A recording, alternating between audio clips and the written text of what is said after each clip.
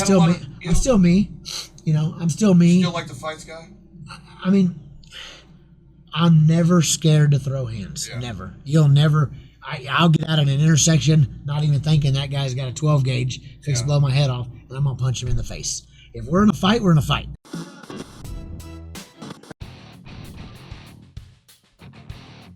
Unprepared Podcast. Are you ready? Welcome to the Unprepared Podcast. Doug Johnson with Chuck Seitsinger from Street Outlaws fame. We're here in the motorhome. In my home away from home. Yeah. It's parked in your driveway at your home. At my home. So we are at my house in my second house. Yeah. So sometimes this feels more like home than your real home, I'm sure. I spend a lot of time in here, and it's I spend a lot of time driving and traveling in this thing, and actually this motorhome is nicer than my house, so I don't mind hanging out in here. Yeah, well, you kind of in a temporary. I don't mind hanging out in hotels because they're nicer than my house a lot of times. Yeah. So it's the life of traveling. Yeah. So basically, this is kind of a long form, free range podcast. Anything you want to talk about or don't want to talk about. Yeah. But I haven't prepared any questions, so that's the theme behind this. Okay. And we're interviewing no prep racers, so there's a double entendre there. Okay. Let's just kind of start from the beginning. Where were you born? Where'd you grow up?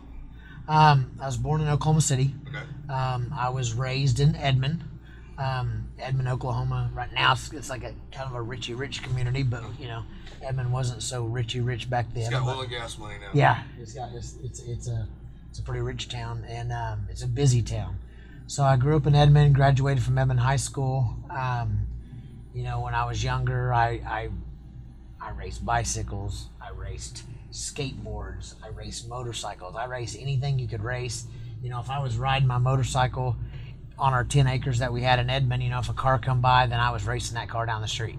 They may have not knew I was racing them, but I was racing them. You were trying to I was going to make sure I made it to the other side of the property before they did, so. Always a drag race fan, or were you?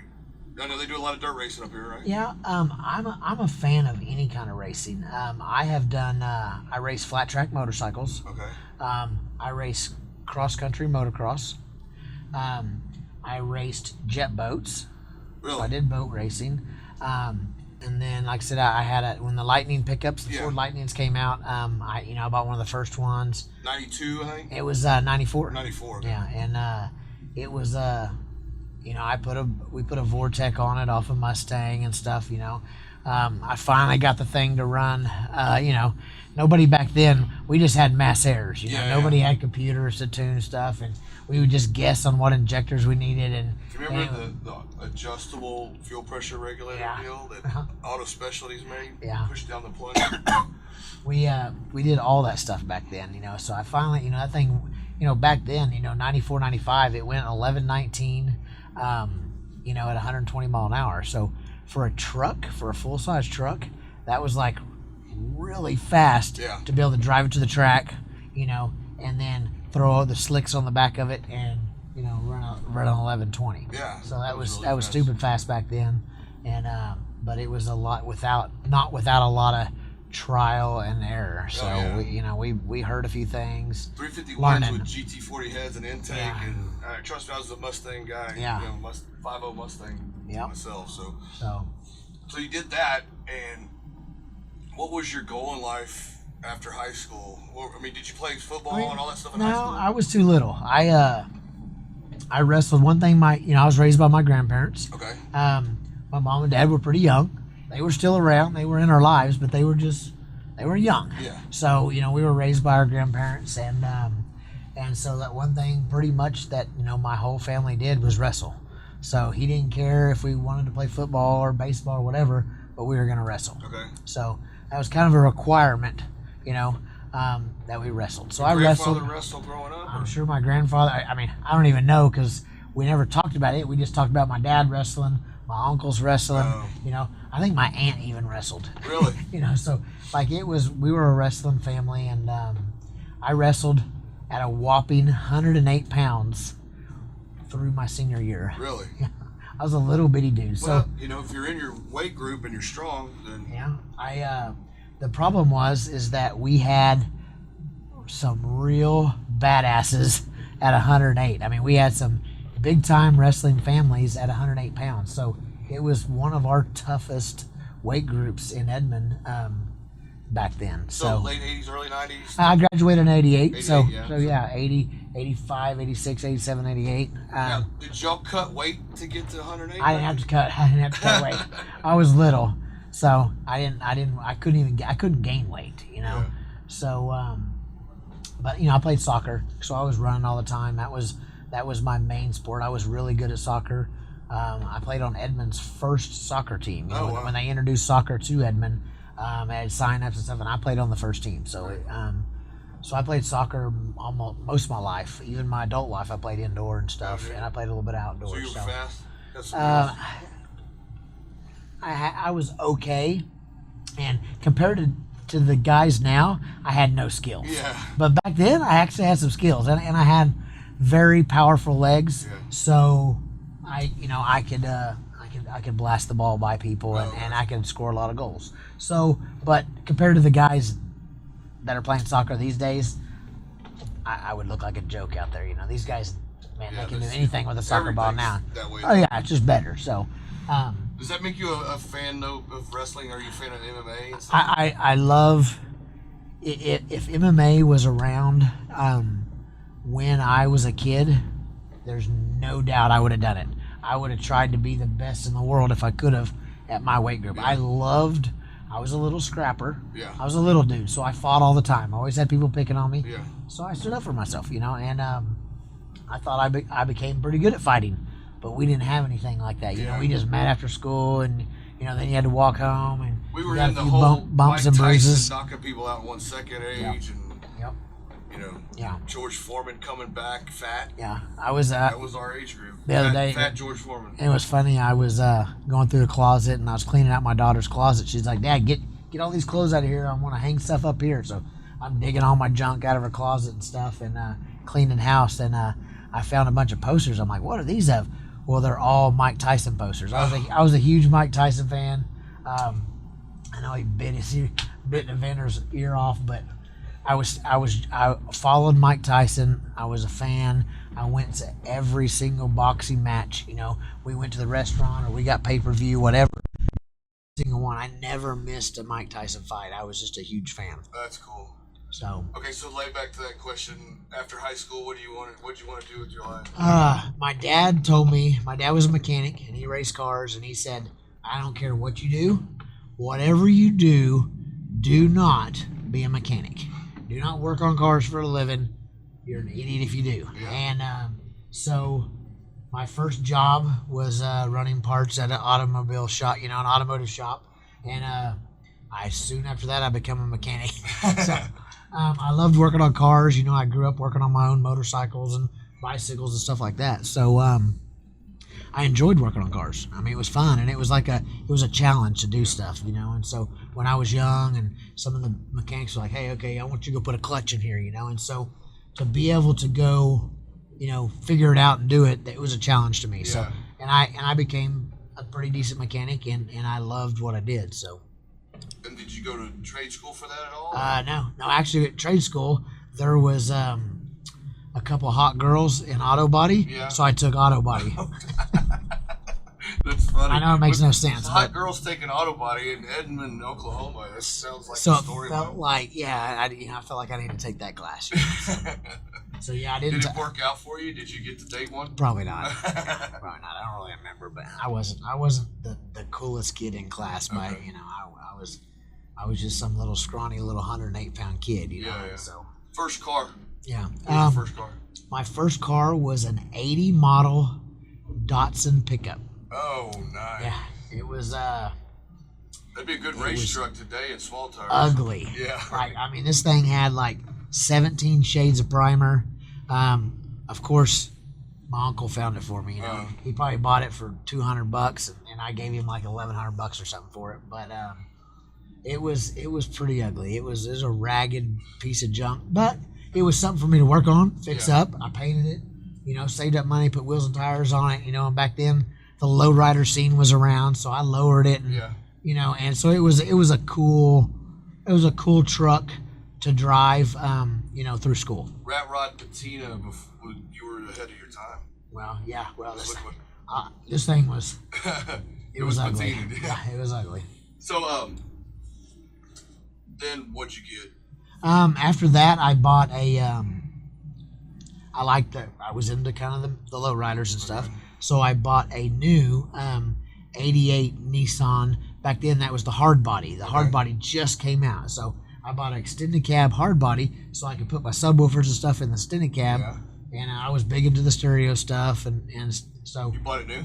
Yeah, I bought it brand new. Wow. My mom helped me buy it, and or she co-signed for me.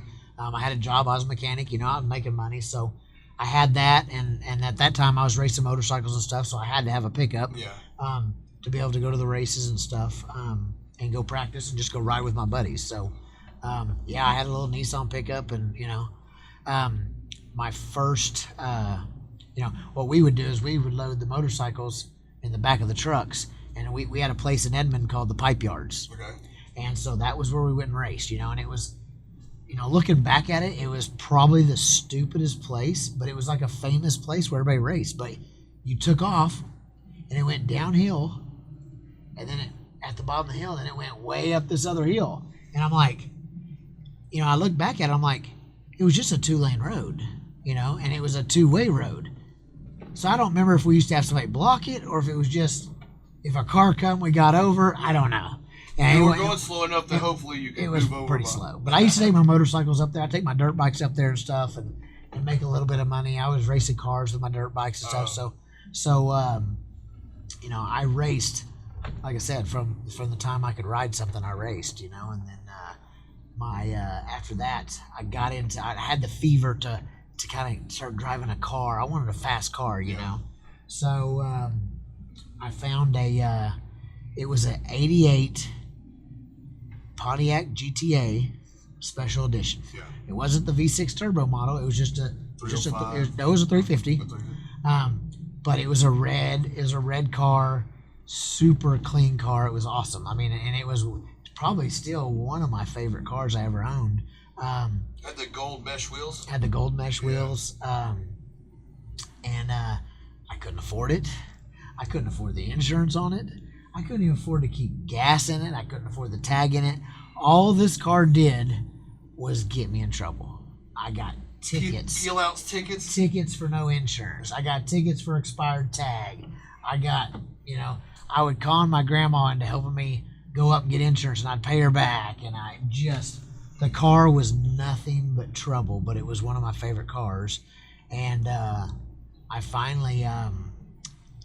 I'm trying to think what I did with that car. I ended up selling it, but because I couldn't afford it. I mean, it was a used car when I bought it. Yeah. But the insurance was ridiculously high. The tag was high.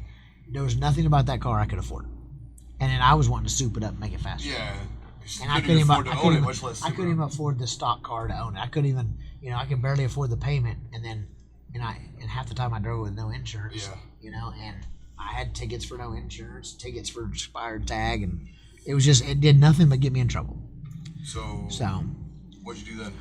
Well, after I got rid of that, I was racing motorcycles heavy enough. I bought a sweet, and I'm talking sweet, 77 Dodge 1-ton van.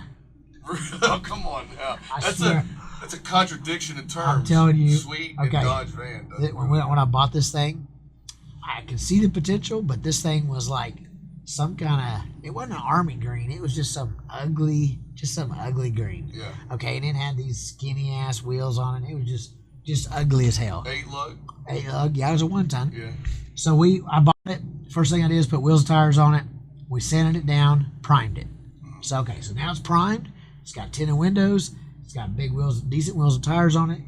And then we built a partition for the motorcycles. Okay. And then we bought a couch and stuff that folds out to a bed in it, and I went racing, And the cool part about it was in between the driver's seat, you can put your ice chest right there and stuff. Well, that turned into Chuck's, it was Chuck's race van, but it turned into Chuck's party van. Oh. So we could, a lot of the girls, let's go hang out with Chuck because he's got beer in his van and we can drive around, you know what I mean? It was, but I had that van for a long time. It was just a 1 ton, had like I think it had a 360 in it, and it was just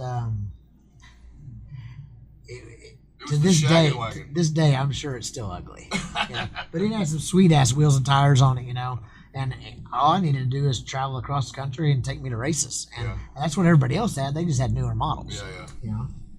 So, and then after I got out of the motorcycle racing, I got into women a little bit. It kind of interfered with my motorcycle racing around here. Did you gain some popularity in that?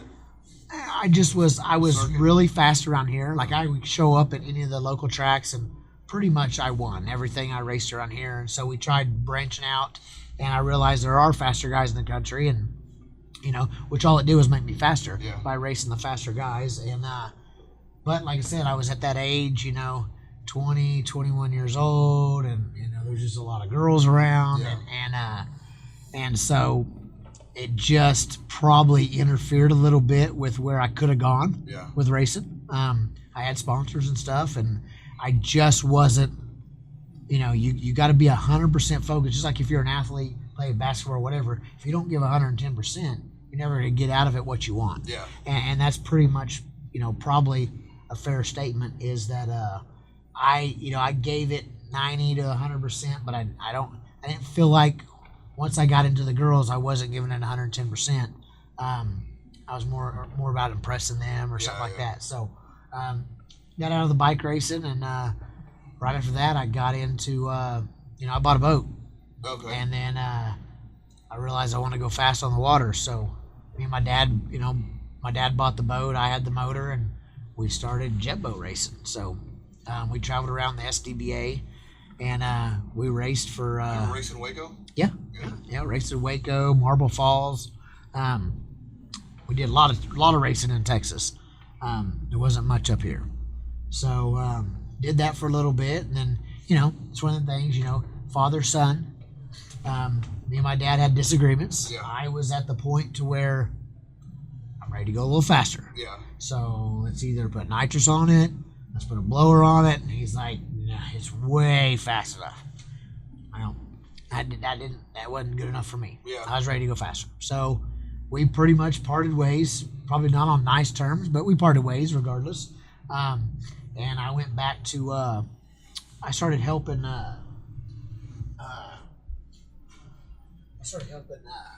Chris Derrick. Yeah.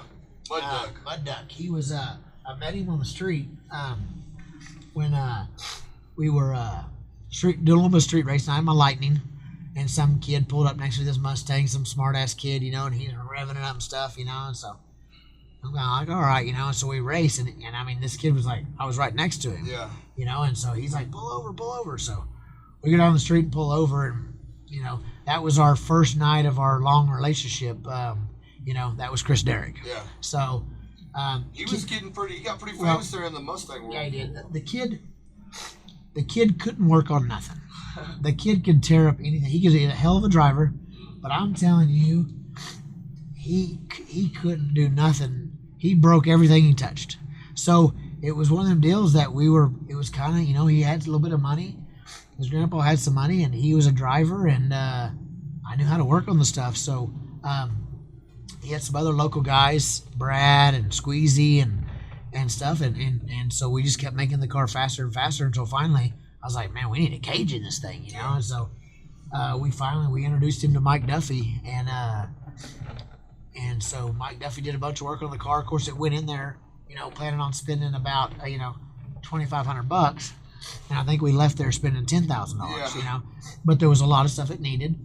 Well, we picked it up from there and went to the first ever World Ford Challenge in Bowling Green, Kentucky. 1999? Sounds right. Somewhere around there. Yeah. And we showed up. Nobody knew who we were. We were from Oklahoma. And so we started racing. And there was people, like Zabo. And then there was people like Alan Dudley. Mike Murillo was there. John Yurst. Tim Lynch was kind of a hot name back then. And and we were just nobody, Jason Cohen. There's a lot of guys. Well, anyway. That was like the second phase of Mustang when NMRA really took off. Yeah. You know, the early phase being the early 90s when the 5.0 and G Deputy and Racing Jason and all that. Yep. And then this is kind of the second phase, I think. And so we were like, you know, it was the World Ford Challenge. So it was like, I mean, there was so many people there. And we had a Bennett motor and stuff, you know, and that's the first time we ever met John Bennett. We'd bought his motors, you know, for a couple of years and never even met the guy. Oh, wow. So we met him, and there's this little kind of a rich kid walks up with these penny loafers and stuff, and I'm like, man, this guy looks like a Bible salesman, you know? And he's like, hey, John Bennett. And I was like, we're looking at each other going, yeah. He's like, no, I'm John Bennett. You know, and we're like, oh, okay. I mean, because he was kind of like, he looked like a rich kid to me, you know? So anyway, by the end of the day, everybody knew who Chris Derrick was. Yeah. So we made it to the finals against Alan Dudley. And I think he was driving, he may have been driving his car. Wayne Young was tuning on Alan Dudley's car, I think. And they beat us in the final. But that was the first race that put Chris Derrick on the map. You know, that was, you know, everybody's like, wow, this kid, you know. And then all of a sudden we go to another race and then we do pretty decent, you know. So Chris made a name for himself starting right there at the first World Ford Challenge. Yeah. And so I helped him for, golly, many years. We traveled NMCA, NMRA, all the World Ford Challenges. And then it just got to the point to where Chris was like, he wasn't, I think the same thing. He wasn't 110% into it. Yeah. And so he kind of went to a race and didn't care if he won. And that it just, he wasn't all in, you know, and he could drive, he could win. He could go there with a broken car and still win the race, you know, if he put his mind to it. But I just don't think he was all in it. And so we just, you know, it was one of them deals. We just, we didn't really part ways.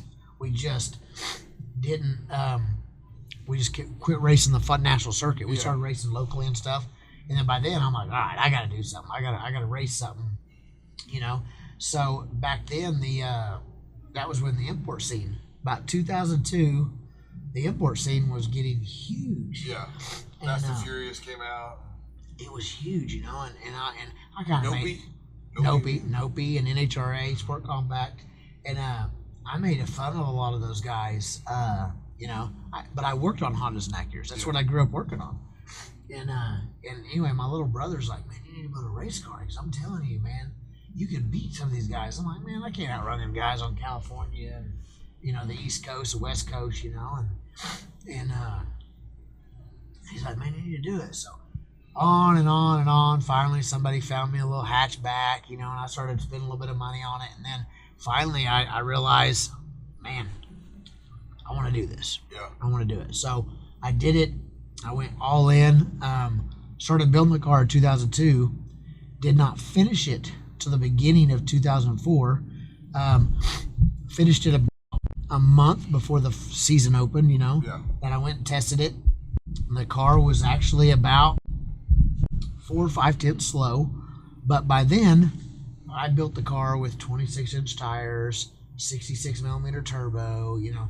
I built it to all the rules they had. Well, now in 2004, you could have a 74 millimeter turbo. Oh, yeah. You could run 28-inch tires. So my car was outdated. Well, I didn't have the money to, I mean, I just built it. I just finished it. Yeah. I didn't have the money to change it. So we went and tested, and I went to my first race in Shreveport, Louisiana, and I ended up leaving there with a win. So I won the race. And I got the car to run. It went like a 904. Oh, wow. And everybody told me, they go, I think you could go 960s, 950s. Well, in testing, we ended up going some high 930s. And they're like, I think that's about as fast as it'll go. With that turbo and stuff, as fast as it'll go.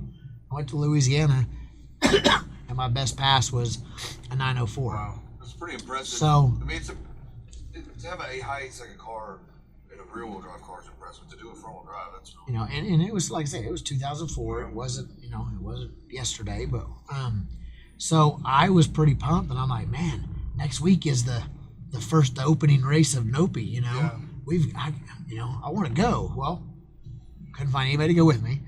I called my tuner, and he goes, well, I'm going, so I can meet you out there. I'll help you, but I had to find somebody to help me drive, you know. Yeah. So I found one of my buddies, and he drove out there with me, and my tuner helped me and stuff. First pass was, you know, these guys are looking at, they're from Oklahoma, you know, they're laughing at me. Yeah. I mean, they're laughing.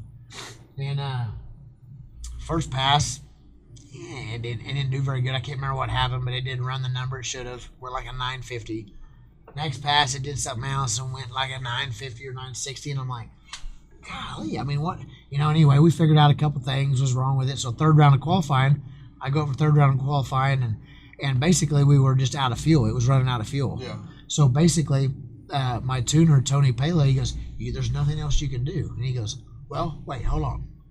He goes, all you can do is crank the fuel pressure up. I was like, let's do it. Yeah. So we just turned the regulator until it was bottomed out. You know, and it was kind of running funny, so he was leaning it out on it had an M48 Motec on it. And as he leaned it out a little bit at idle, and he goes, man, it's probably going to be in left field, but I mean, we got to try something, you know. So he just maxed it out. Anyway, go up there, and I qualify. I win an 895 or 892. First time I've ever been in the 8s, and I was number one qualifier. Oh, no way. And I'm like, I mean, I was on top of the world. Yeah. You know? So we were on to something. This thing wanted fuel. Yeah. They just wanted more fuel. You know? Another racer, Joe Dimery, come around, and he was the last one to qualify. He ended up running like an 890, so knocked me down to number 2. Okay. You know? And so one of the fastest guys in that sport was I just lost his name. From New Jersey, Gary Gardella. Okay. And anyway, he was having problems with the car and stuff. So anyway, he qualified like number 7. Okay. Well, guess what?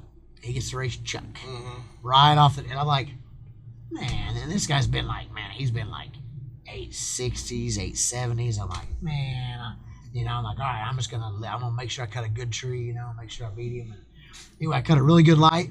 And man, I'm going banging the gears. I'm in high gear, and I'm like, yes.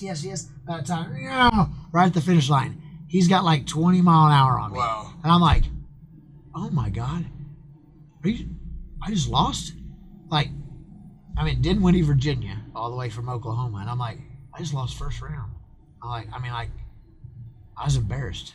Like, I couldn't believe I drove all the way from Oklahoma to Dinwiddie, Virginia, and I got beat first round. Yeah. You know, and I didn't see the guy until we were across the finish line. Yeah. But he come around me, and he was so much faster than me. I'm like, I was like, golly, and everybody's like, no. And they were checking out the car, and they're like, golly, that thing's awesome, you know. And anyway, I came back, and we've made changes and gave it a little more fuel and stuff. And I think we added another row of injectors and stuff. And finally, by the end of that season, I had won a couple events. And, you know, I was the new kid. But it went down to the final event in Dallas, Texas, in Ennis. Yeah. And it was... Ennis. Ennis. Yeah, well, my grandfather was named Ennis. Okay. Born Ennis, so that's why. Okay, so Ennis. Yes. And anyway, it came down. That race was going to decide the points championship for that year. Oh, wow. And it was between me and Gary Gardella, the guy that took me out my first ever lap, you know, in a professional series. And he qualified number 1. I qualified number 2. So we're on opposite sides of the ladder. And we just raced all day. And his guys were up there every time I raced. And I just kept picking my guys off. He picked his guys off. And we ended up meeting in the finals. And by that time, his car ran like 830s. He was like 830s, one of the fastest guys in the country. And my car, the fastest it had been, was like 850. And y'all are front-wheel drive. Front-wheel drive. Skinnies in the back. Skiddies in the back. 28s on the front. I was still running 26s. And it was a 4-speed, you know, and you had to shift it. Change the transmission about every other round or what? No, I didn't have. I wasn't making that much power, so I didn't break a lot of trannies until later on. Anyway, and I basically had an oil on my intercooler. I had an oil return pump. So when you turn on the intercooler, the turbo set low enough it had an oil return to turn it back into the pan. And anyway, I did a burnout stuff, and I backed up and stuff, and I revved it up, and all this smoke came out, and I looked up there, and it was on. And I'm like, oh my, it's not working. You know, I'm like, oh, I gotta look over the intercooler, not working. Well, in one of them like panic moments, I didn't try turning it off, turn it back on, turn it off, turn it back on. It was on. And anyway, I'm like, and it was smoking. Well, I know what happens when you don't turn it on. It starts putting oil out the exhaust. Yeah. So I pulled straight to the starting line because I didn't want him to see oil, when I pulled up and then wave me off, because this is the final. This is whoever wins this race give it a shot. wins the championship. He could break and you drive. Yeah. So anyway, he's taking his sweet time. I'm sitting there and I'm just panicking, and anyway, I actually was probably scared, and he pulled into the beams. I got on the two-step and got in the beams, put it on the two-step, and I saw some color. I took off, banged through all the gears, went through the finish line, and I just couldn't believe. And then about 50 yards past the finish line, he come by me, probably 80 mile an hour faster than I was going, sliding the tires, went off the track, mad as could be, and I don't know what's going on. All I know, my car was full of smoke because of the stupid deal. And anyway, I guess he had made perfect runs all day, and I made perfect runs.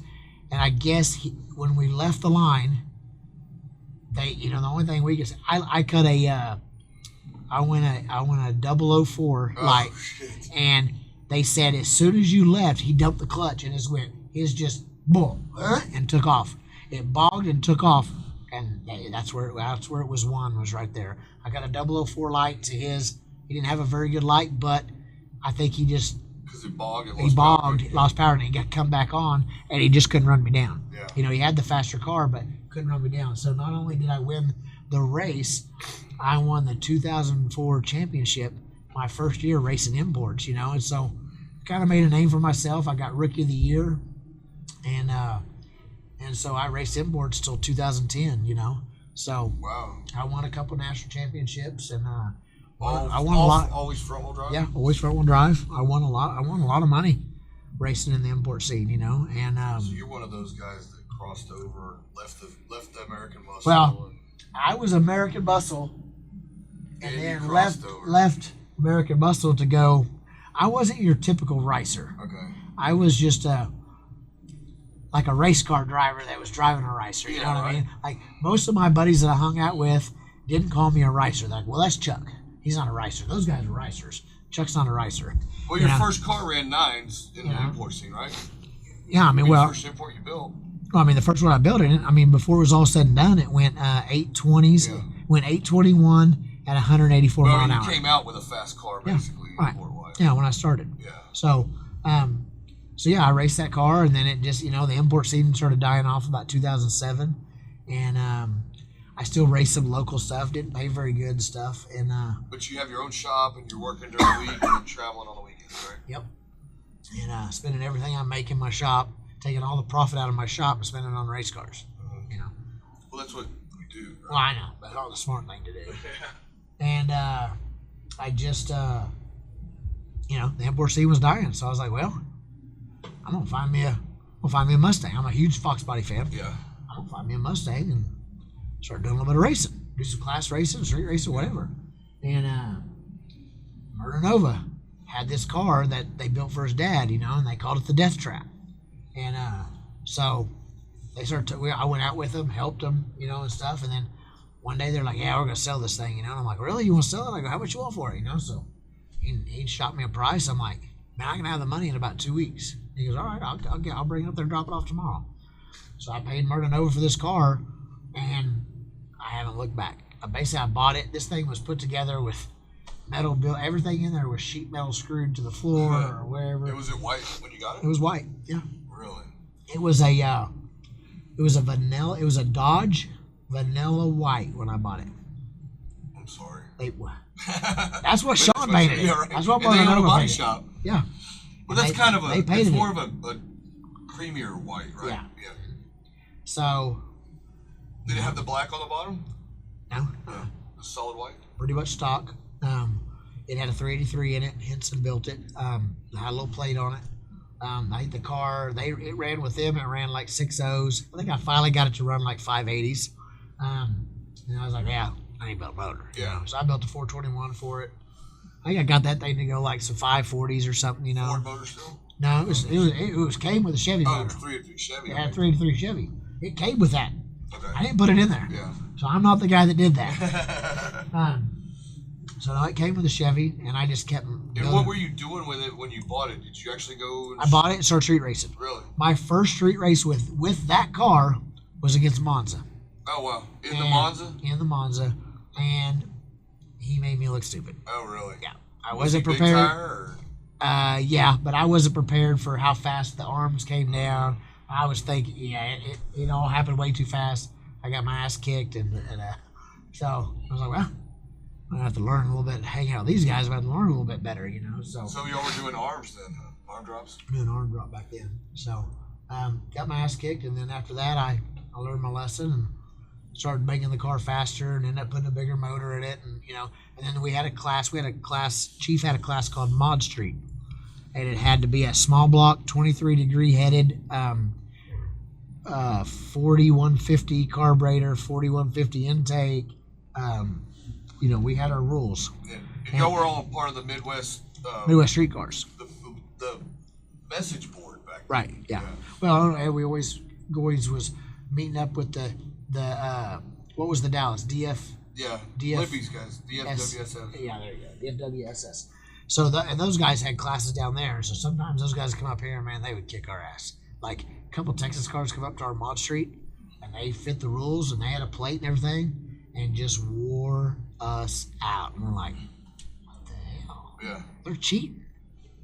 I don't know how you cheat, but anyway, they're like, oh, they're rolling the heads. We had all kinds of ways that we thought they were cheating. Yeah. We just weren't fast. We weren't fast enough. And, you remember some of those guys' names? One of them had a gold. One of them had a gold Nova. I'm trying to think. That's there was a gold Nova, and then the other one was Randy Thorne. It wasn't Randy Thorne. Derek was one of them used to come up here and kick our butts. Derek Travis? Derek. Come on. Derek Lewis. Yeah. Okay. Yeah, Derek Lewis used to come up and kick our butts. Of course, you knew a lot of them. Yeah, I hung out with all of them and stuff, and I used to go out, and chase them around and help them flag and just, I always hung out with them. Yeah.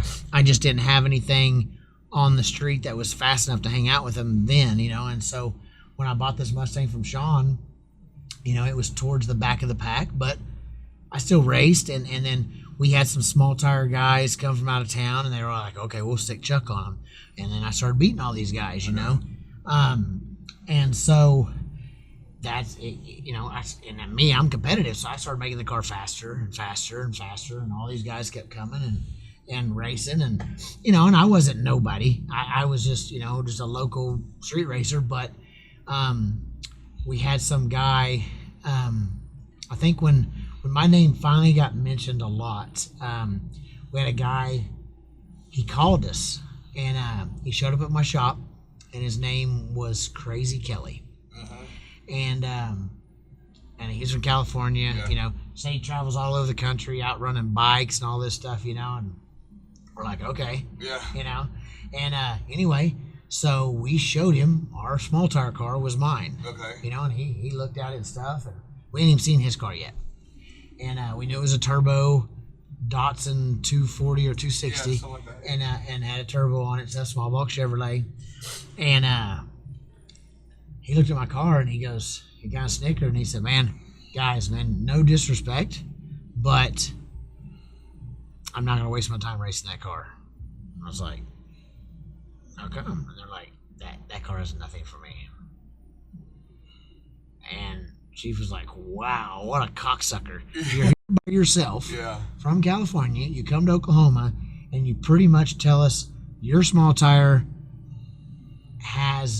our small tire has nothing for your small tire car. Yeah. And we're just like, wow. So we went and ate lunch with this guy. Went to Buffalo Wild Wings, ate lunch. And so we just decided to meet up later that night, And so Chief's like, yeah, you can race Doc or Chief or one of them, And so anyway, we went out there that night to race. And the more I thought about it, he did a test pass. He did a test pass by himself. And it just made me mad. Everybody was like, oh my God, that's the fastest small tire car I've ever seen go down this street. And it just pissed me off. Yeah. That's all it did, is piss me off. And I was like, I told Chad. And Swole. Yeah. I told Swole, I said, man, put a ball in it. I said, heat it up. I said, bullshit. He goes, what are you doing? I said, I'm going to fucking pull up there. He ain't making another pass so he races me. That's fucking bullshit. That pissed me off. He goes, man, it looked pretty fast. I go, yeah, it looked fast, but he's by himself. Yeah, you know? And he just made me mad. It pissed me off, you know? Okay, so do you have the X275 motor in it now? No. It just had a 421, it just had a decent running car, but it just had a plate on it. 550 type car? I think at the track it would run, I think the fastest it ever went was maybe 540s. Okay. Yeah. At that time. And anyway, the car left really good on the street. The car would work really good. I mean, I had a bunch of mile an hour and all that. So anyway, I pulled up there and they're all like, what are you doing? I'm like, I'm racing him. And they're like, oh my God, he's gonna, you know. So he's like, no, we're racing. He's like, well, I'll race you, but it's gonna waste time. He goes, we gotta put some money or something on it. And I was like, yeah, I'll do whatever, 100, 200. I don't even remember what we raced for, but it was not very much. It was $100 or $200. And anyway, so Chief showed him how he's going to flag the light and stuff, and I think that then we were doing a flashlight. So do you know who came up with the flashlight idea? Was it y'all's area, or did y'all hear about it somewhere? No, I don't know. I can't answer that. I know we had something about people were looking at elbows. Yeah. You know, before the arms, they were watching arm movement. Oh, yeah. And so there was controversy about you could see a shoulder move. Yeah. And they're like, yeah, no, he didn't jump. And there was a deal about the jumping. So that's when they changed it to the light. Gotcha. But I don't know who actually came up with it. I would say Chief did in our group, is what I'd say. He started implementing it. Yeah. Anyway, so I lined up against Crazy Kelly. I raced him on our street that we had over there, and I beat him. No shit. I beat him, and I went down there, and dude, I come back, and everybody's like, oh my God. And I pull up there, and I pull behind my trailer, and he pulls up there, and he goes, we're going to do that again. So he gets out and stuff. Everybody's like over there high-fiving me and stuff, you know. And he's like, okay, I'll admit, I underestimated the car. I had no idea it would leave that hard on the street. Yeah. He goes, so that I got to give you. He goes, but in California, we normally race quarter mile. So this 8th mile stuff, obviously I'm going to have to be on my game because I got treed. And that car freaking left me sitting there and I couldn't catch him. You know. So we agreed to race again. Well, before I got a bottle heated up and before he got ready, it started raining. Oh. So I was like, I'm good with it. So I loaded my car up. You know, I just beat Crazy Kelly. And he's like, well, we're going to do this again tomorrow. I'll do the same money. Let's do it again tomorrow. And I was like, man, I'm going to we got our first no prep race down here in Denton. The Doomsday race? No, it wasn't Doomsday. Back then it was, they scraped it. It was actually Larry's and Nick's race. Okay. And anyway, they ground the track. That's right. It was a Conquer the Concrete type deal. That wasn't the name of it. I don't remember what the name of it was. I really don't. And they had a small tire and big tire deal. And they had just ground the concrete, and there was no rubber on it from the burnout box to the end of the track. And so they were going to have this no prep. And it was, it was one of the deals. It was probably 200 to enter or 250 to enter, winner take all. Yeah. So we went down there, and big tire was up first. They used to always let big tire go first, then small tires to go second. Anyway, the big tire cars, after about 4 races, they wrecked about 5 of them. Yeah. They just wrecked everything. It was just the dust. It was the dust, and then it was the they ground the track, so there's grooves in it. So if you had a 10-inch tire, only 5 inches were actually touching the pavement. Yeah. And then on top of that, there was dust blowing up when the front tires went across. The dust blowing up, so you had a 5-inch tire racing on marbles. Yeah. It was pretty sketchy. Yeah. Well, anyway, the first round, I can't remember who I raced first round, but I took off and I saw what was going on, so I left on the bottle, got out there, and as soon as it started getting away from it was fixing to get away from me, I just reached up, flipped off the nitrous, and then it was on motor. And I was like, man, it felt like it was so slow he was going to catch me, but the problem is he didn't shut his nitrous off, and he was blah, blah, blah, Yeah. So I made it. Mine just went A to B. And so I won first round. Well, then after that, I guess they wrecked a couple more big tire cars. So the big tire cars decided they were going to split. Okay. They didn't even finish the race. They split. Was that the when Dave broke and convinced Chief? Dave was broke. And he didn't tell anybody else he was broke. But he convinced Chief and them to split. Yep. Or let's run it back when we get to back Oklahoma. They told this story on the other podcast that doesn't exist anymore, but they, and then Dave was broke and knew it. Yeah, he was broke, and nobody knew he was broke. And even driving that Sonoma back then was super ugly. You know? Anyway, so Larry said, man, guys, I've got to sweep this thing. I've got to at least sweep it and clean it off. Because back then, this was our first no prep. We didn't, you know. So we let him sweep it off. All right, sweep it, man, but it's not really a true no prep, you know. Well, what was the true no prep? That was the first. That was the first one. Maybe some COTS going on at that time. Yeah, COTS probably did some, you know, but there was no preps around here. We didn't even call it no prep then. It wasn't called that then. And anyway, we let him clean it off. We come up and finish small tire, and what was funny is Crazy Kelly said, well, I'm going down there to enter that race because after the race, I'm going to race you. And I go, okay, cool. Well, me and Crazy Kelly met in like either the second round or the third round. We met. We had to race each other. The track was better. It was still a little sketchy. But it was better. Anyway, so me and Crazy Kelly met again. So he goes, you going to do that bet here? And I'm like, yeah, we'll just do it here. So we did the double or nothing bet there. Well, I beat him.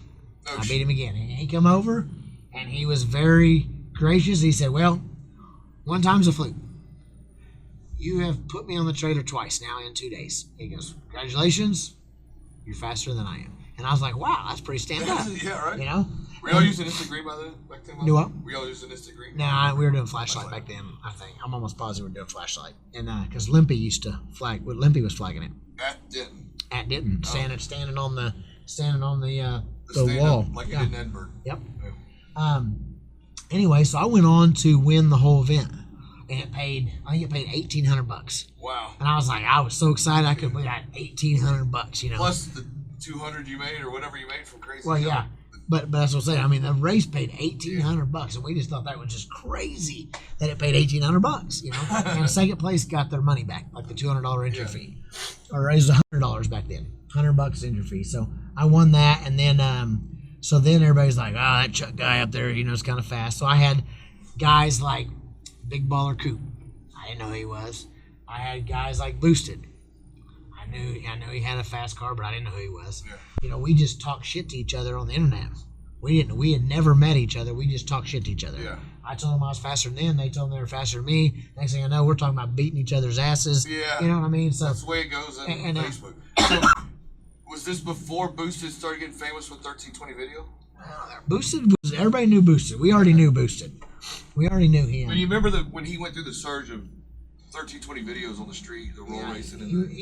Boosted was already well known. Yeah. Well, anyway, that night he went and raced Crazy Kelly. Boosted. Yeah, him and Boosted raced, and anyway, so that was when we came up with a little bit of the Ricer math. So anyway, Crazy Kelly ended up beating Boosted in Dallas, and there was a controversy about I guess he did a dry hop or something, about ran over one of Boosted's guys. But it didn't affect the race. Yeah. But there was a controversy about that. But he beat Boosted on the street, and so you know, Ricer math tells you that Chuck is faster than Boosted. Yes. So that caused a little bit of controversy between Dallas and Oklahoma, you know, and so it just from there I don't think it ever stopped. We raced those guys. I think we had a couple conquer or back of the track races. Yes. We had a couple of those, and we raced, and I think I raced Baller on the street, and I beat him on the street. And then we raced at this back of the track race, and my car was flying. I felt like I had the fastest small tire car there, and I asked Dave. Baller goes, "Hey, you want to split this?" We both made it to the final. And Dave goes, "Yeah, we'll split it 80-20. He goes, "That car's 2 seconds faster than your car." He's like, "Man, I'm not splitting." There he goes, "We'll split it even, or we're not splitting." I was like, "Yeah, then I'm not splitting." Yeah. I go, "We got to do a little bit of offset." Anyway, so that's probably the only time in my life somebody asked me to split the money, and I never split it. Okay. It probably really wasn't a reasonable split. In your mind. And I just felt like I was better than him. Yeah. Anyway, well, we raced, and the car in front of me, they spent an hour cleaning up. He had left his speedometer fell out of his 5-speed T5 and gear oil all the way down the track. Well, they cleaned it up for an hour, and the track even tried to get us to split. I'm like, I'm not splitting. I have the fastest car. Well, I can let you know about 60, 80 foot out, the car turned completely sideways. I straighten it back up, and Big Baller Coop takes the win. Oh, no joke. And I right there, at that time I was married, my wife goes, well, that was stupid. I told you should have split. We could have been home an hour ago. So that's the last time anybody's ever asked me to split that I didn't split. Wow. So, but yeah, he beat me that day. That's a hard lesson to learn. I mean, you learn, sometimes the best lessons learned are the hardest. Yeah. I mean, I learned a lesson because I was like, I was so cocky. I had the fastest guy, and it wasn't a lot of money. You know, I think we were racing for $2,200 or something. It wasn't a ton of money, but we could have both left there with like $1,200 a piece or something, you know. And no, I left there with like $200. Oh shit! You know, but I was being greedy. I wanted to leave there with the whole 2,400 or something. Yeah. So, but yeah, that kind of started the rivalry between Oklahoma small tires and the Texas small tires, and you know, and then everybody saw in season 1 where, you know, Flip raced Boosted, I raced Baller, you know, and we went down there and clean swept Dallas in season 1. But before that, before TV and stuff, like, I wasn't part of racing those guys, but I was always down there watching. I didn't have a car at that time, but when we first started going to Dallas, we went down there and they mopped the freaking street with us. Wow. I mean, we didn't win one race, and they'd send us home like we looked like idiots. And we went down there the next year, and then just same thing, got our asses kicked. And we went down there the next year. Oh man, cash days, and we won a couple races. You know, we still got our asses kicked. And then all of a sudden, it got to be where it was pretty even. Okay. You know, and then somewhere in there it swapped, and we went down there, and Dallas. We would go race in Dallas, and they couldn't win a race. Like, we were mopping the floor with them. Somewhere it switched, and we kept getting faster, and they stayed the same. Yeah. You know, and or they just didn't get as fast as we were getting. So I think we were pushing each other harder. I don't know. I can't answer that, but I just know at some point it switched, and then Texas couldn't buy a win from us. If they got a win, it was because some Murdenova knocked off the tires. You know what I mean? And then that'd be the only win they got all day. So I remember, well, in fact, one of the races, Vetman was racing Murdenova, and we're like, oh yeah, I got all kinds of money on Murdenova. Murdenova knocks off the tires. Oh no. And stays in it, smokes them all the way down, and Vetman wins. But I think that was their only win. Oh, wow. You know, Ronnie Pace drove over the railroad tracks, wrecked his car. Another Texas car, Buddy. Remember the old 66? It was a 66 Chevelle. His name was Buddy. Really fast car, had a Pro Charger on it, I think. Yeah. Okay. He drove it off in the cornfield. I mean, it disappeared in the cornfield. Oh, wow. We were over there racing in front of like FedEx or something. Yeah. Anyway, so we had some good times. That's where it all started. So Sam is the executive producer of Street Outlaws and owns all, you know, came up with all the show ideas. Yep. He was a car guy, apparently, and presented this idea to Discovery, and they told him it would never work, from what I've been told. Yeah, I think somebody else, I don't think it was Sam. I honestly think there was another guy that came up with the idea. Okay. And honestly, I don't know why I can't think of his name. It seemed like it was Brian, or I can't remember his name. Anyway, he came up with the idea. Okay. And do you remember when they approached, was it Asian and Farm Truck? no, they actually tried to get us hold of us on the internet. Okay. And then they got a hold of some people at car shows, and it just didn't seem real, you know. And so, like, whatever, man. Yeah, and we really thought it. I mean, like, we kicked them off the internet, you know. Then I think they got a hold of Mickey at Mickey's Chassis Shop and said, hey, we want to do a show. Mickey's like, yeah, get out of here, you know, call this guy, you know. And so finally they showed up in minivans, you know, and all of us guys were like, hey, I mean, these guys said they're filming a show, and I've done a little bit of research. This is Chief speaking. Done a little bit of research, and I think these guys are the real deal. You know, he goes, but it could be a giant police sting. You know, and we're like, damn. So we met at this pizza joint, and we decided, we're like, look, we're either going to film a TV show or we're all going to go to jail. So, but we're all going to be together. Yeah. So we decided to let them film us, you know, and so they filmed us and interviewed us for a solid week. We took them out street racing, showed them our spots, everything, you know, not thinking about anything. And then they left. And we're like, man. And like 3 months later, we're like, oh. And 4 months later, nothing. No phone calls, no nothing. And like 6 months later, we're like, we're going to jail. Like, we've not heard nothing. Yeah. You know? Well, I guess, you know, they put together a teaser. A trailer of some sort. Yeah, and they sold it to Discovery. And Discovery bought 8 episodes. They contacted us like the 1st of February and said, hey, y'all get ready. We're going to be out there next week. They're like, huh? We're going to be out there next week, start filming. And they're like, no, we don't race till like April. It's too cold up here. We're filming a TV show, you know? So they showed up. They said, check your email. We had contracts in there, and we raced. You know, in the first spot we raced on, it was funny. They didn't even think about renting a road or anything. They just went and rented the airport.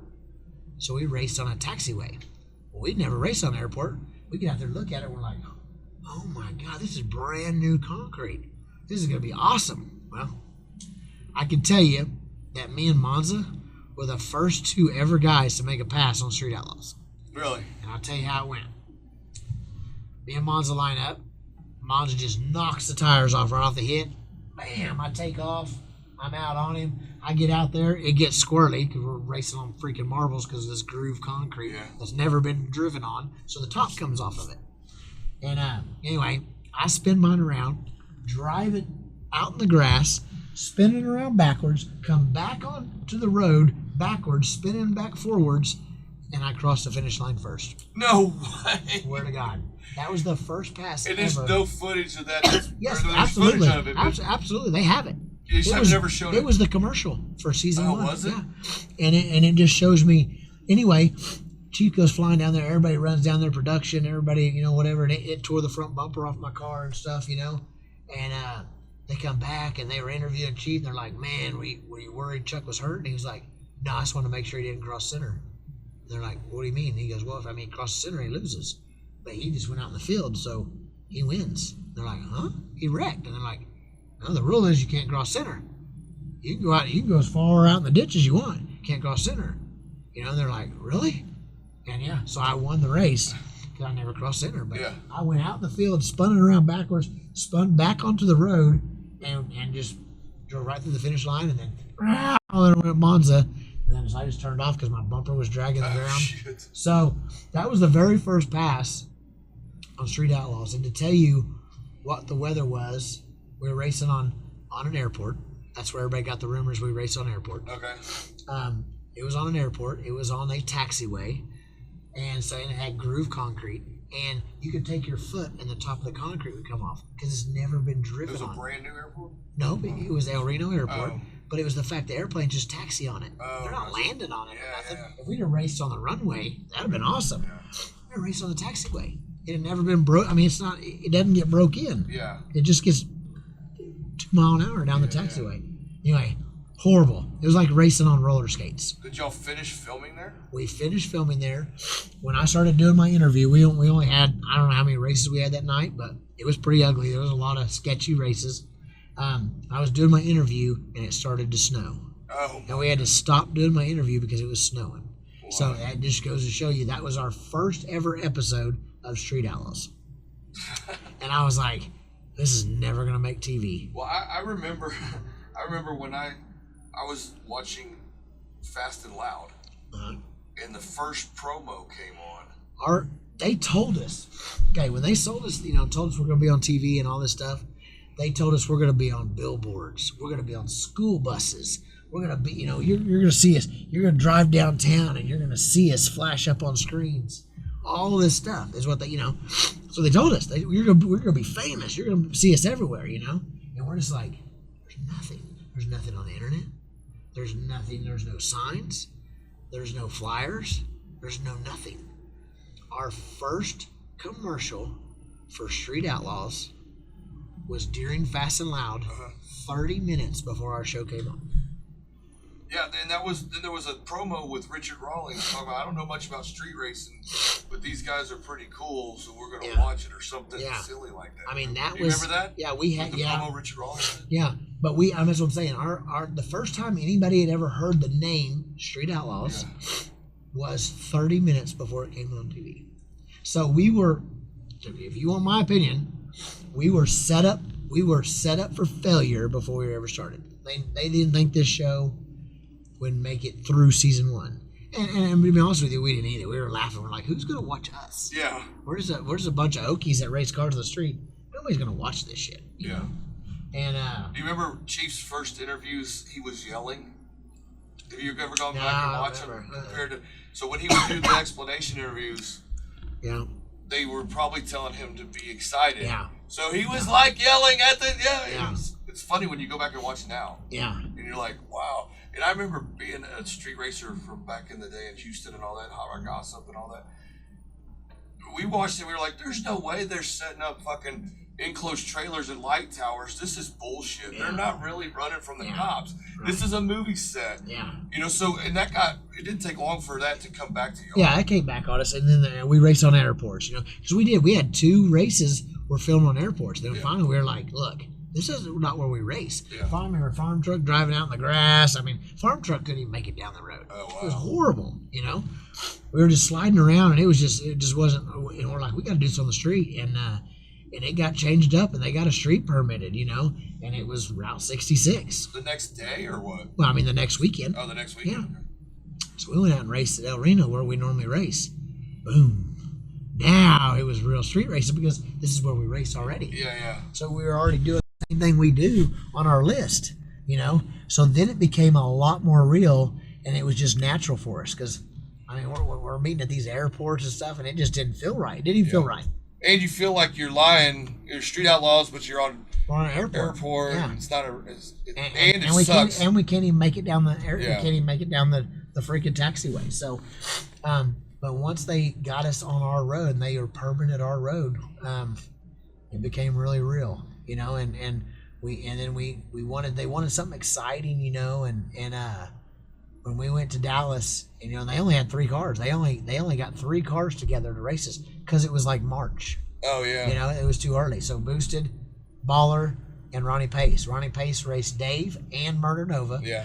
I raced Baller and Flip Raid Boosted. Well, we went undefeated, and that was the season finale of season 1, and people freaking loved it. Yeah.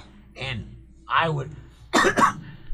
I still to this day you could never convince me that it was ever going to get season 2, and you would have never convinced me that we would be where we're at today. Yeah. No way. There's no way you could convince me. So when y'all signed contracts, were y'all getting a little bit of money? Yeah, we got a little bit of money. Okay. You know, I mean, and to us it was a lot of money. Yeah. Because nobody else is paying me to go make a pass in the street. Yeah. I mean, I'm lucky if I can race for $20. Yeah. You know?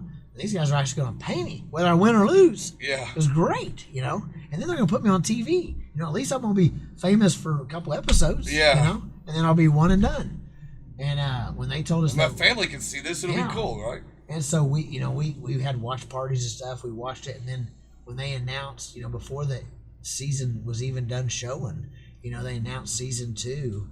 And we were like, oh my God, we could be so much. We started thinking, wait, man, we can be faster, better. And that's pretty much what we've done since. Going on 6 years now. Coming up on 6 years, isn't it? Yeah. So we're filming season 11 right now. Yeah. We're halfway through filming season 11. 2 seasons a year. We're going to film season 11 and season 12 this summer. But you typically air 2 seasons per calendar year. Yeah, usually. Yeah. Or kind of roll. Yeah, there was one year they had 3. Yeah. You know. So how long did it take for you to start going places in public and people recognizing you and stuff? I mean, by season 2, people would go, yeah, you're that guy, you know. And some of them didn't know my name, but they knew I was that guy on TV. Yeah. Know? And then just as it got more and more popular, you know, once it got into like season 3, season 4, season 5, it was even more and more and more. You know, compared to today, there's no comparison. Yeah. Like I can walk in any gas station, any restaurant, and it's funny. I don't go in there and go, hey guys, I'm Chuck, Street Outlaws. You know, I never do that. That's just not me. I'm not. You know, I don't even tell people my name if I don't have to. Yeah. But it's one of them deals that you can see people and they'll look, and then you'll see them talking to their wife, and then they'll look again. I figured out they know who I am, but if they don't come and say something to me, I can't say that. You know what I mean? Yeah, I'm not looking for. So it's funny. You get tied up all your time. And it's funny how many people will notice you and won't say nothing. Yeah. You know, but they'll tell their wife, "Oh my God," or you'll see them sneaking a picture. Yeah. But but then they don't want to bother you. Right. They figure they can do it all the time. Or they're just embarrassed or whatever. But then there's the other 80% of people that, Chuck, and I'm like, what? I can't even figure out where it's coming from. Some guy across the park, like, Chuck, I knew it was you. And I'm like, oh my God, who's this guy? You know. And so sometimes it's funny because some of the fans are super, super excited. They don't think we're real people, and they don't. I go, we're just normal people. I got to get gas just like you do. I can't believe I met you at Love's gas station. I'm like, yeah, I got to get diesel. Yeah. They're like, oh my God. I mean, they think we think you have hired drivers. Yeah, there you go. I mean, yeah, we're still normal people. We got to. You're not John Force's funds yet. Yeah, I still got to put on my pants, put on my shoes. I wear the same clothes you do. I'm no different. Somebody stuck a camera in my face, and I'm lucky enough to be racing on TV. There's tons of street racers out there. We were the group that was pretty fast and pretty well known, and so we got a chance at TV. Craziest fan story out in public, like traveling or whatever, not at a race. You have one? Oh man, out in public. I mean, I've had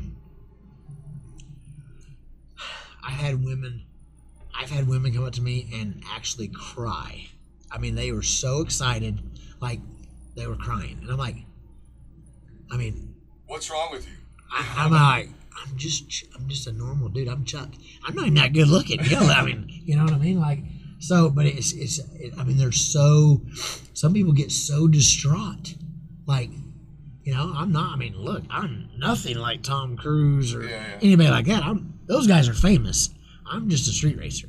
I'm not famous. I'm just a street racer. And I'm not an actor or anything. I just. I do what I do, and somebody's pointing the camera. Do you feel like your acting skills have gotten better? No, I can't act. I mean, y'all aren't really. There's not a whole lot of acting, especially on Outlaws. No, they're just interviewing you. Yeah.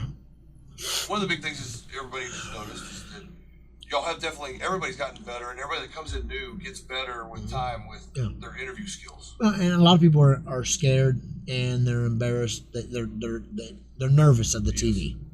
Nervous of the people standing around, the microphones, the production of it. There's guys moving around with cameras and stuff, and they're going, "Where's he going?" Yeah. So you just have to do your thing. The advice I had for everybody, which it was easy for me from day one. I don't know why. I didn't pay attention to them. Yeah. I just did my thing. Whether it was right or wrong or whatever I said. Here to do a job, kind of thing. I just did. I didn't ignore the cameras. If I wasn't in the right spot, that wasn't my fault. Yeah.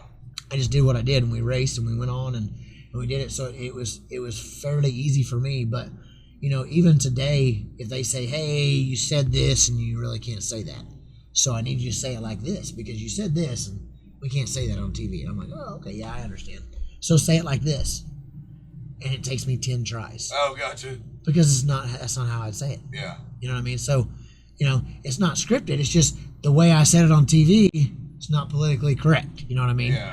So, but that's the way I talk. And they're like, yeah, but you can't really say that. So just say blah, blah, blah, blah, blah, blah, blah, blah. And like, yeah, I screwed up. I'll screw it up 5 times. And they don't want you reading from a cue card. Don't read from cue card. I've never seen a cue card. Yeah. I tell you what,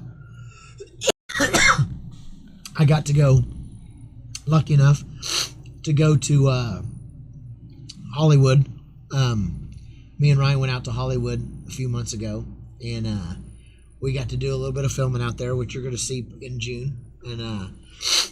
And that's the first teleprompter I've ever seen. Oh, really? And I'm like, I looked at Ryan, I was like, this would be simple. When they're asking us to re-say stuff, it's right there and it just scrolls down. Yeah. I was like, Ryan's like, yeah, we need to get one of them. And as soon as we come back from filming, we were like, hey man, you guys need a teleprompter. And they're like, huh? They're like, oh man, it's so easy when y'all have us say something and you got something you used to say. We're not actors. We don't memorize lines, and you tell us, they had teleprompters out there, and it just scrolled. I was like, I've never even seen one until then. And that was 2 months ago. And then you're on your 6th year, almost 6 years. So that was pretty funny. That was a pretty neat experience. for me and Ryan to go out. And they kind of wine and dine you, took you to Disney World, stuff like that. They didn't wine and dine. They took us to dinner. They picked us up from the airport, took us to, where do we sit? The Four Seasons, Beverly Hills. Okay. Which was, it had to be at least $1,000 a night, which was ridiculous. Yeah. Because I just need a bed. Motel 6 is fine with me. And they took us out to dinner. And then we went and filmed the next day. And then we caught an airplane and went to, we flew to, where did we fly to? North Carolina. Galat. Yeah. We flew into Galat. So, it's Discovery took care of us on that, and so you'll see that in June. A little promo, and but yeah, it was neat. It was neat being at Universal Studios. Yeah. Actually filming inside Universal Studios. Yeah. We did it. That's cool. We did it. We saw how it works. We did it. We saw how they have, and me and Ryan, we're used to our camera guys. Like, I high-five my camera guys all the time, our producers, because we're familiar. We hang out with them like we're buddies, We see them around town, because they're here. They've been here. We didn't know any of these people. Yeah. We were like, I was like... Did you see any other celebrities? No, we didn't. We didn't. Didn't see anybody when you were driving around? We weren't there very long. They, took us in this little Cadillac Escalade, and they parked right here, and they fed us. And we went right into a building, filmed a studio, and then we filmed, and then they took us and pretty much took us right to the airport. Oh wow! So you were on a time crunch. Yeah, we had to get to a race the next day. So, that night we had to be there that night. So, one thing I can say about doing this show, one of the best parts for me is going all the places we get to go. Yeah. Being able to travel and go to all these different cities, I love it. I love traveling. I love seeing new scenery. I love meeting new people. There's different, I don't want to call them different breeds of people, but there's different people in every city. Yeah. And the fans are just a little different, They're all fans, but they're just different. They have different accents, and stuff. So it's really fun. It's enjoyable to just meet so many people that are just flat obsessed with Street Outlaws. Yeah. I've heard it so many times. They're like, oh yeah, my phone's going off 30 minutes before we get dinner, we eat. You do not knock on my door. You don't ring my phone. We watch Street Outlaws as a family, and then you could get on your cell phone, or I'll call, my neighbor could call. It's crazy the stories we hear. People, this is their show, and they feel like they're part of our team. Yeah. They're like, oh yeah, no, I'm, we go race people out of town. Oh no, I'm Team 405. It doesn't matter if they live in Connecticut, or if they live in Hawaii, or Australia, or the UK. They're Team 405, and they feel like they're on our team. Well, they watched you grow up in a way. They have. Because you did start a lot different than where you're at now. You're big tire. Everybody's modified their cars and made them, or updated them 100 times. I got a few more tattoos. Yeah, right. So I couldn't afford tattoos before. Now I can win a couple races and I got a little bit of cash. I can go get a tattoo. Yeah, right. So it's. What's the worst part about it? Here's the deal. There might be a worst part about it, but the worst part about Street Outlaws and filming Street Outlaws, my very worst part about it all, is better than any day I've probably had out of Street Outlaws, working or anything I've ever done. Yeah. Any job I've ever had, my worst time or worst anything about this show is better than my best day at any other job I've ever had. So I love it. I love what I do. Yeah. Well, when you love what you do, it's not a job. I don't look at it as a job. I really don't. This doesn't feel like a job to me, But it requires a certain amount of hustle and hard work. It does. It takes hard work. It's a full-time job to keep your cars top shape. You slip this much and you'll drop a mile. I promise you. I've seen it. It's happened to everybody, So it is a full-time job. It's a full-time job keeping, any professional racer knows, like NASCAR, you only see them on Sunday. But what you don't understand Monday morning, they're already working on those cars. Yeah. They're testing those cars throughout the week. They're changing parts. They're testing parts so they can be faster. And that's where we're at. Yeah. In order to be the fastest, you have to test. You have to try new things. Hey, sometimes you try stuff. I've been there. You try stuff, it don't work. Yeah. And you go backwards 5 steps. But if you don't try it, you can't go to the top and just sit there. If you sit there, you'll get caught. Yeah. We watched it with Daddy Dave. We watched it with Murder Nova.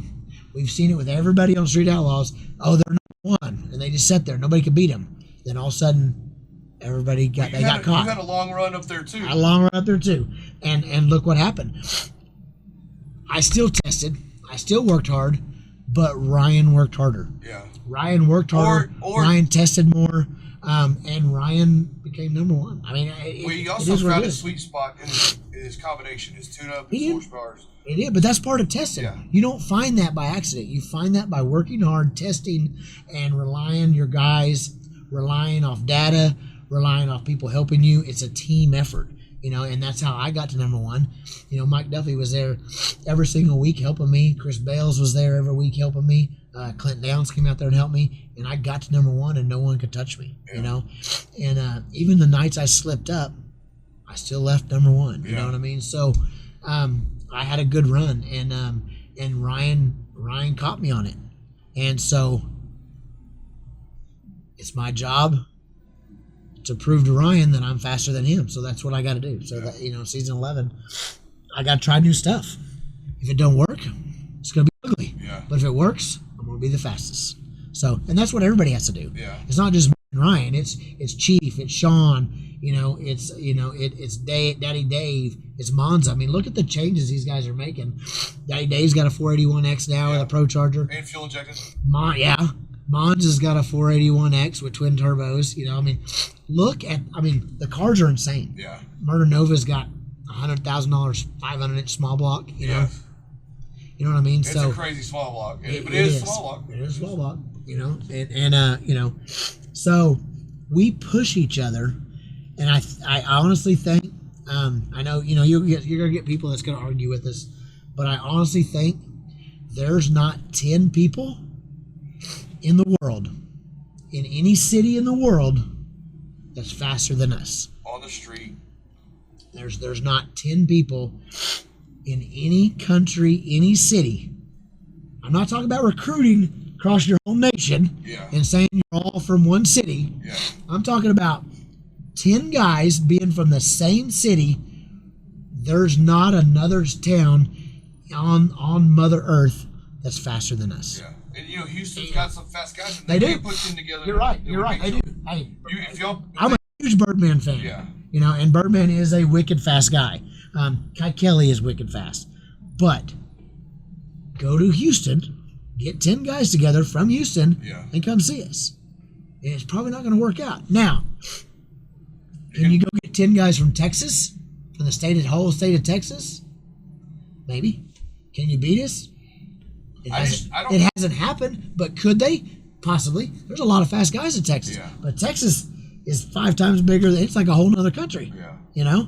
Hell, that's their slogan. Yes. So, so our guys we're from the 405. We're from, we're all, I live in Mustang. I'm a suburb of Oklahoma City. I'm from Oklahoma City. You know what I mean? Could you say too, though, being that Texas doesn't have a show, so they're not working as hard to be that fast on the street as a group, as a collective. I think you'd be disrespecting Birdman if you told me he wasn't working very hard to be fast. No, I'm talking about on the street. Well, to be on the street is that hard. Even on the street. I think I've seen him test. I think he works hard. As a collective, as a group, they're not working as hard as a group. Well, maybe they don't like each other. Yeah, there's a lot of that. So there's always there's guys up here we don't like each other most of the time. So, but and maybe we'll see it happen. Maybe we'll get it Oklahoma versus Texas again, and maybe we could see where we're at right now. Yeah. In the past, Texas, since the show started, Texas hasn't had what it took to beat us. Before the show, they mopped the floor with us. I'll be really honest with you. So one of your first experiences racing against Texas, you got kind of a bad rap that lasted with you for a while when you got in with Faraday and all that. Well, I raced Baller first. Yeah, but it wasn't from a race. It was just the arguing and the... Right. Well, I raced Baller, and I beat Baller. Well, then Texas, another group of Texas guys came up here to race us. Yeah. And that's when there was some mouthy little punk kid, and unfortunately, he's standing on my street, and he's telling everybody how this is going to work, and he's God, and we're just peons, and I wasn't raised that way. I don't listen to people talk shit, you know? And unfortunately, he's talking smack to my farm truck, and he's part of my team. Yeah. And I'm gonna take care of my teammates. So yeah, we might have got into it, And, but a lot of you've come a long way from there, and you're not the same guy as that. It doesn't appear to be. I'm older. Yeah. I'm older. Experienced. I'm older, and I don't. I'm still me. I'm still me. I'm still me. Still like the fights guy. I mean, I'm never scared to throw hands. Yeah. Never. You'll never. I'll get out at an intersection, not even thinking that guy's got a 12 gauge, fix to blow my head off, and I'm gonna punch him in the face. If we're in a fight, we're in a fight. Yeah. That's what it is. But, when this show started, I had two, really young girls, and then I had an older daughter. But my daughters have got to, I guess, watch me on TV. Does that make sense? I'm still. They think their dad's a badass. Does that make sense? They're, they think their dad's a badass. All their friends at school tell them their dad's a badass. But, I try to respect everyone. I mean, I would help anyone do anything. But if you disrespect me, I'm going to disrespect you back. Yeah. I mean, it is what it is. But I try. I do, try pretty hard to make sure I'm very respectful to every single person out there. But if you come up to me and go, man, you're a piece of shit. Okay, cool, dude, having a good day. And you come after me? It's probably not going to end well, And I don't claim to be, I'm no tough guy or anything. I've been in a lot of fights. Yeah. I'm pretty decent at it, But I'm, scrappy. I've had to fight a lot, So it's not something I'm proud of, and like I said, I raise in girls. I don't want my girls to fight. They're girls, and they're good kids, and they're smart kids, way smarter than I ever was. I wasn't very book smart. I was more worried about getting out of school so I could ride my motorcycle. Yeah. My kids are smart, and so and they don't, So you got to kind of set an example, even though I'm still going to be me. I'm never going to back down for somebody that's disrespected me or my family or even my friends. I mean, we've seen it firsthand. But, you can disrespect me.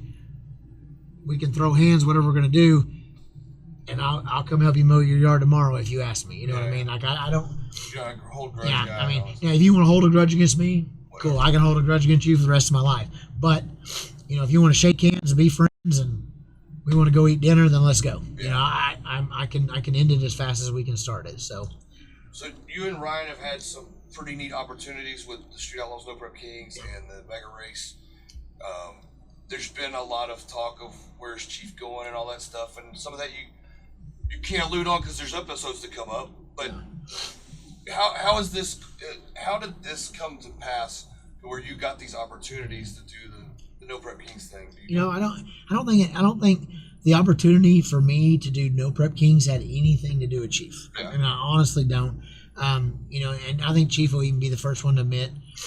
Chief knows I follow all these no preps. I go to these no preps. I'll go to a no prep on Friday night at Redemption and then go to filming on Saturday night. Yeah. Nobody else is taking that chance. Doc does. Yeah.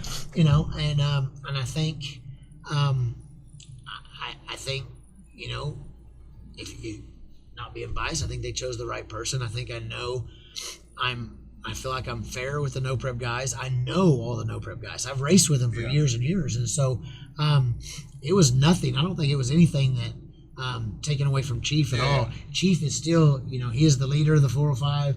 He's the race master. Even though you got to do some of the stuff last season, he's still the leader of the 405 as of now. And I don't see that ever changing. Just to dispel rumors that he's out. There's a lot of stuff, there's people, and you got people go, where's Chief? Where's Chief? And you got all these stupid rumors. Come on. The deal is that I was asked to be the race master of this show. Chief will race. He will race no prep. He's not scared to race no prep. We've seen it in the past. Yeah.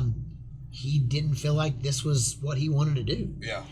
Nobody was forced to do this. Yeah. You got to understand, nobody was given contracts saying you guys are going to do this. These guys were saying, if you want to do this, we're going to put up $40,000 and you can come win it. That's how you make money on this show. So Chief didn't feel like it was in his best interest, and there's nothing wrong with that. Neither did Sean, and neither did Dave. And that's okay. And neither did I. Shane, I don't think raced any of them. That's okay. Yeah. But as it went on, Monza's piqued his interest, and I know Daddy Dave is talking about doing it next season.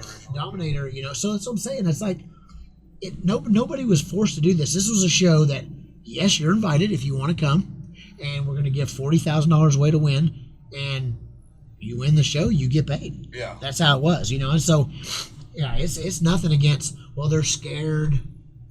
They're not scared to no prep race. We watched Chief win Bristol. Come on. Yeah. I mean, he won Bristol. And I feel like every heavy hitter was there. The only one I didn't see there was Birdman. Yeah.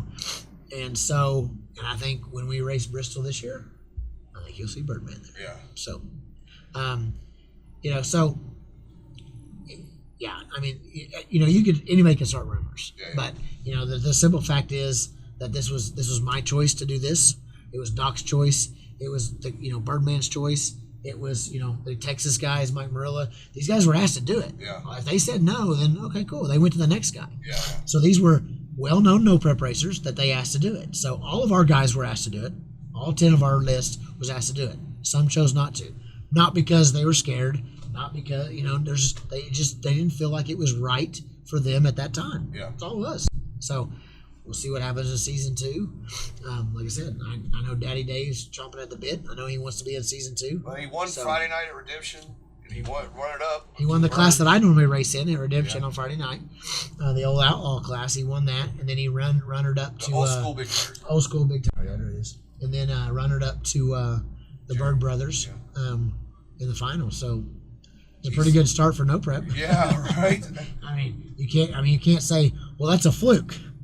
Well, how do you win Friday night and then go to the finals on Saturday night, and that's a fluke? Yeah. Because pretty sure Kayla Morton was there. Yeah. There was a lot of fast cars there. Yeah. So it wasn't a fluke. No. And the Bird Brothers, hey, that probe is fast. And that's the old probe. Yeah, and that thing is fast. Yeah. That thing is fast, and I heard the margin of victory was really close. Yeah.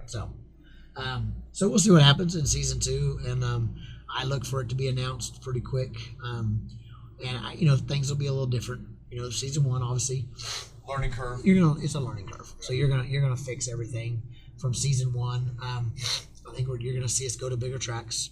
I think you're gonna see a 8 or 10 race schedule before the first race ever starts. Good. I think you're gonna see the schedule spread out a little bit more. And then I think you're not gonna see it raced in 30-degree temperatures. Yeah. I think it's gonna be more of a family-oriented event. And I think they're going to be really, really big events. And then I think, that you're going to see some big money races in the middle of some of these. They're going to pick a couple of them that are going to be huge events. Okay. So it's all speculation on my part. Some of it, I've preached since day one. We got to do this. We got to do this. We got to do this. We got to give a schedule. I'm not saying they listen to me, but I feel like season 2 will be. Season 1 was awesome. Yeah. I mean, they did an awesome job at editing. I mean, you watch it on TV. The production value was great. Really good. It was really great. I mean, and we had a little bit of drama. I mean, but that's but any there kind of wasn't racing. a lot of forced plot lines and stuff. You didn't have to. It's just racing. Yeah. If you get 2 guys, you line them up next to each other. There's going to be a little bit of drama. Yeah. There's going to be a little bit of controversy, and then you're going to have your rivals. Yes. And we saw it. And the best thing about this show is that, everybody from the first day. It was filmed for the first show. Man, it's rigged for the 405 to win. It's rigged for the 405 to win. I heard that 4 million times. And I'm like, I'm telling you guys, come to the race. It's not rigged.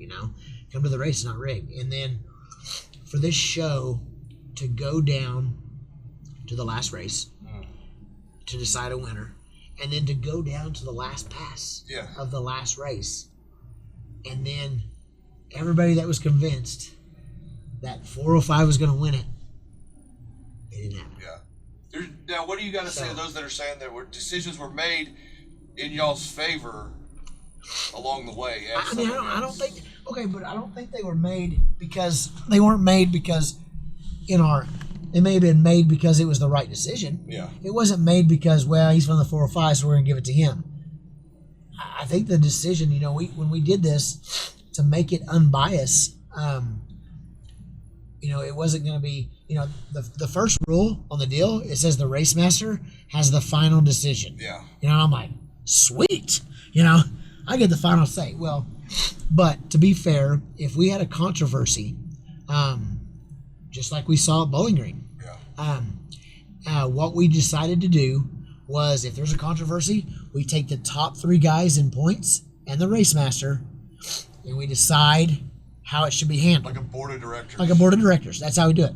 But if the race master was involved in that, now we go to the 4th guy in points. Okay. Now, if one of the guys that's involved in it is in the top 4 in points, we just go to the, see what I'm saying? Yeah. Until we get 4 guys in the top of the points leaderboards, and those guys decide what we're going to do to fix it.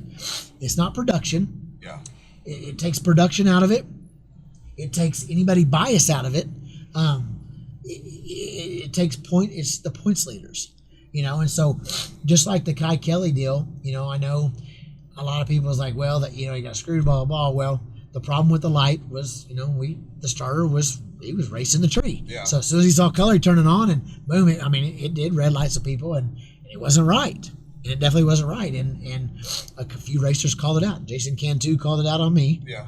And I didn't disagree with him. I saw it. I went up there and watched it. I saw it. Ryan Martin called it out on Kai Kelly. Unfortunately, Kai Kelly hurt his motor. Yeah. And so normally we have 45 minutes between rounds for him to put a motor in. Well, with all the controversy and the voting, what we were going to do to fix it, he had about 2.5 hours to put his motor in. And he still didn't get it in. Yeah. And then when he got it in, it didn't run. So I know it seems like it's biased against the 405 because Kai Kelly didn't get to re-race that race, but if you got to look back at that episode, they were pushing his car back, didn't have headers on it yet. When Ryan went, you could hear Ryan doing the burnout. Yeah. They were nowhere near ready. I know. But it's okay. And I like Kai. Kai's a good competitor. And Kai would not yell or scream or throw a fit if he wasn't competitive. If he wasn't competitive, he'd just go get in his car and he'd leave. Yeah. But he's competitive, and that's why he does it. Let's be real. The only reason racers throw fits is because they're competitive and they're passionate about what they do and they want to win. Yeah. They're not just throwing fits just so someone notices them on TV and calls them a crybaby. Yeah. Kai's got the name Cry Kelly. Well, he doesn't want to live up to that. He doesn't live up to it, but the deal, he's going to speak his mind, and you can't disrespect a guy for wanting to speak his mind. We had the red light deal. He spoke his mind, and to be honest with you, just like I told him, and I'd say it again today, looking at the video he showed me, I was like, you got screwed. You won. But let's go. We got to go look at all the proof, Yeah. And I looked at the video and stuff, and I'm like, man, the light's green before it turns red. And I was blinded by, okay, hold on a second. Hold on. We put the green bulb where the yellow goes. So really and truly, what happens on a 400s Pro Tree at Pro Stock? When you go red, the yellow lights stay on when it goes red. So that's why the green light was on and the red light was on. It made us look stupid. Yeah. But it took me a little bit to realize that, oh, well, yeah. I never thought about it. Even though we all decided to do that, I never thought about it. Yeah. So then I'm like, well, hold on. You could have went red because that's actually the yellow bulb. Yeah. So I go, the only way to really solve this is go actually see what you did. So we agreed to go look at it. Yeah. So I went and looked at it. They blocked everybody else's times off. I looked at it, and it was a negative 0087. Yeah. Which makes sense to anybody who's ever... I felt bad going back down there and telling him, I was like, dude, you red lit. Yeah. And I understand his passion. He'd already felt like he got screwed in Bowling Green. And then here we are at another race. He's like, you guys are out to get me. Yeah. It's not that we're out to get him. It's just... but decisions have to be made. You're the guy in charge. You make the decisions, and you make. And it was and it wasn't like I didn't have proof to back up my decision. He really did go negative 008. Yeah. I don't think nobody knows what Ryan went, but Ryan went like an 032. Okay. He was green, yeah. and guy went a negative 0.08, you know, so he really did red light. Yeah. It made us look stupid because we had moved the bulbs around. I promise you we don't ever do that. We didn't do it again, you know. And to your defense, it did work in Tucson and halfway through Edinburgh. Well, and I will tell you, you know, in Tucson, I announced it as a 400s Pro Tree with the bulbs swapped around. It got changed. It did get changed. It was a 300s Pro Tree. Which basically nobody can red light on. It's hard to red light on that, So I didn't know that until after we were having the discussion after San Antonio. Yeah. It's fine. It's no big deal. You know, I think today, right now, there's still controversy on instant green. Yeah. I love instant green. I love it. I love it for people not to have a head start that they're fixing to take off. You know, the yellows are just so you know the green light's coming on. Yeah. You know, and so, but to be honest with you, all the controversy that there is over the instant green because you can guess on it and cars are past the starting line and they're not red lighting, that doesn't tell you who's faster. That tells you who's a better guesser or who's a better hustler. Or who's lucky. or who's lucky, because we've seen it go both ways. We've seen them be lucky. Oh, man, you red lit. Yeah. You know, so for season 2, I can't give you the answer. Yeah. It will not be a flashlight because a flashlight is for the street and a flashlight is for looking for stuff in the dark. The track and a racetrack, we have timing. Yeah. There's no sense in using a human when we have electronic devices. But it is going to be, I'm not going to have anybody, there's not going to be we got to do it to where there's no controversy. But you say that, no controversy. You could have a 400s Pro Tree and there's still going to be controversy. Oh, yeah. Because I've seen it. I've been at the Bracket Nationals. You go to race. And they're trying to punch each other because, you know, so there's always going to be controversies over tree. It's just easier to point the finger at an instant green because not everybody races on it. Yeah. But no prep has always been an instant green, and it's just hard to change it. But I think where we're at in the sport, you know, there's not 5 cars showing up for each class now. Yeah. There's 32, there's 60, sometimes 80 cars showing up for one class. And there's a ton of money on the line for one class. Yeah. Okay. We've evolved past the run what you brung. You just got to have this tire and you just got to have this tire. You can run any combination you want. You know, next thing you know, we're going to have top fuel cars with doors on them. Yeah. I mean, it's going to get out of hand. Yeah. So, you know, it's to the point to where you got to, reel it back just a little bit. You know, I think Chief started the Pro Mod deal, and everybody just followed. And now Chief undid the Pro Mod deal, and everybody's following. But we put out the rules: steel quarters, steel roof, VIN number. Yeah. So there's a few racers that pushed that envelope, and you know they took their Pro Mod and they put a body on it with steel quarters, steel roof, and a VIN number. Guess what? That's the rules. Yeah. That's the rules we gave them. And they just followed the rules. And, you know, I learned at a young age that if you're not pushing the rules and you're not bending them, and if you don't get caught, it's not cheating. Yeah. And if you don't push the rules, you'll never be a winner. Yeah. You know, so I think that's what you got to do to be a winner. You have to take the rules and you have to use them to your best advantage. But I think where we're at right now, in no prep, and as fast as the cars are getting, some of them are dangerously light, in my opinion. And I think people are right now out there building super lightweight cars and then putting giant motors in them, you know, and you can't tell me a 2,100 pound big tire car with, you know, a freaking Hemi and 2 116s on it is going to be safe. Yeah. I mean, come on, it's not going to be. You know, so that means we're talking about weights. I honestly, you know, I've heard of a few rumors. I see it coming. I think here's the deal. You can rule a class to death, and then it makes it not fun. And you can make guys where I tell you, well, you know what, Birdman, you won 5 or 4 of the last 8 events. No more Pontiac Trans Ams. Yeah. So now, Birdman, you got to go buy another car and build another car and come race with us. Now, on a side note, if we told him to do that, he would do it. He would do it, and guess what? He'd still win. I think winners will always be winners, and I think people that just want to compete will always compete, and I think the losers will always be losers. That's the way I mean, guys that are going to win find ways to win. Yeah. No matter what they're doing or what penalties or rules or whatever you put on them, they find ways to win. So I think Birdman's car looks just like a car, looks just like a Trans Am to me. Looks like a Pontiac Firebird to me. It don't look any different to me. I've heard the rear ends move forward 2 inches or whatever. You know, I've heard the front end stretched a little bit. You know what? It fits the wheelbase rule as good as my Mustang does, as good as any of the other cars out there do. It still looks like a car. It doesn't look like a Pro Mod. It doesn't look like a top fuel car with the engine sitting in the back of it. You know what I mean? It fits the rules. And so I think the only way to even this, simply even the class, is just weights. Okay. You know, we saw one nitrous car win all year. Kai Kelly won at Tucson. Sketchy track. We saw all the turbo guys go out. They all took each other out. And he was making hella passes. And he was making good passes. I'm not taking nothing away from him. I'm just saying we saw one nitrous car win all year. I